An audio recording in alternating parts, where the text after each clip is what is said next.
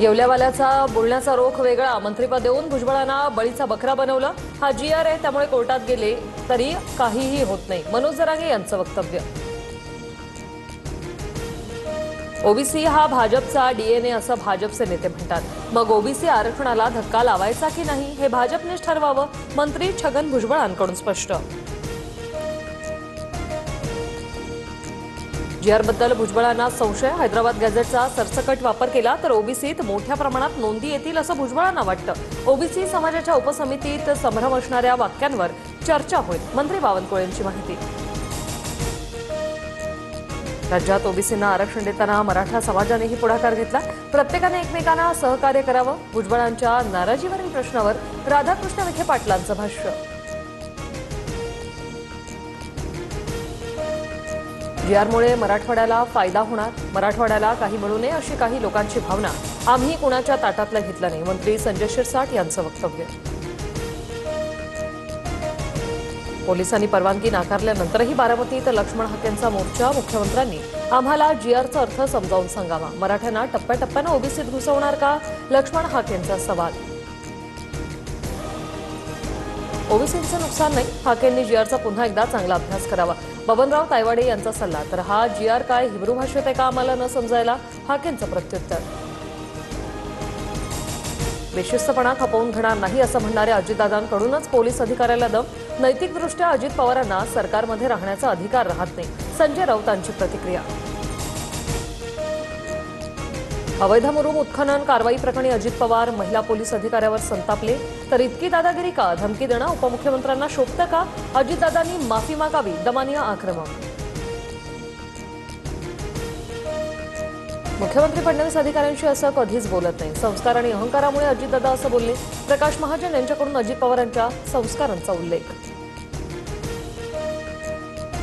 सोलापूर जिल्ह्यातील बेकायदेशीर मुरुम उपसा प्रकरणी 15 ते 20 जणांवर गुन्हा दाखल. सरकारी कामात अडथळा निर्माण केल्याप्रकरणी गुन्हा दाखल.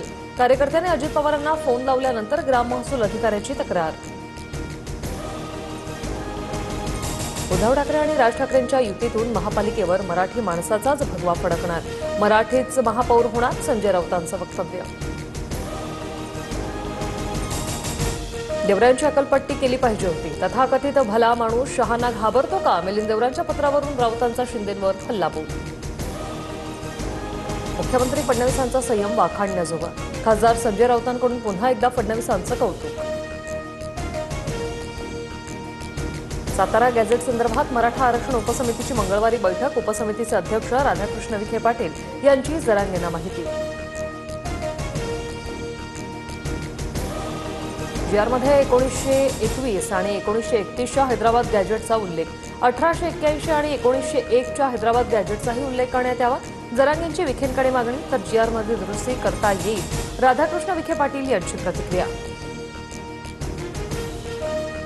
इंडिया आघाडीच्या संसदेतील प्रमुख नेत्यांची 8 सप्टेंबर रोजी बैठक. उपराष्ट्रपती निवडणुकीच्या पार्श्वभूमीवर बैठक. 9 सप्टेंबर रोजी उपराष्ट्रपती पदासाठी मतदान. अमरावतीच्या दर्यापूरमधील वडनेर गंगाई येथे बाग रस्त्यावर चिखलाचं साम्राज्य, जीव धोक्यात घालून शेतकऱ्यांकडून शेतमालाची वाहतूक. रस्त्याचं काम झालं नाही तर तीव्र आंदोलन करू, ग्रामस्थांचा इशारा. मुंबई पुणे द्रुतगती मार्गावर बेशिस्त वाहन चालकांवर कारवाई. एका वर्षात 27 लाख ई-चलनाद्वारे 470 कोटींचा दंड ठोठावला. 470 कोटींपैकी 51 कोटी रुपये वसूल. जळगावमधील गिरणा धरण पूर्ण क्षमतेने भरलं. गिरणा नदी पात्रात पाण्याचा विसर्ग सुरू. 175 गावांचा सिंचनाच्या पिण्याच्या पाण्याचा प्रश्न मिटला. यमुना नदीने ओलांडली धोक्याची पातळी.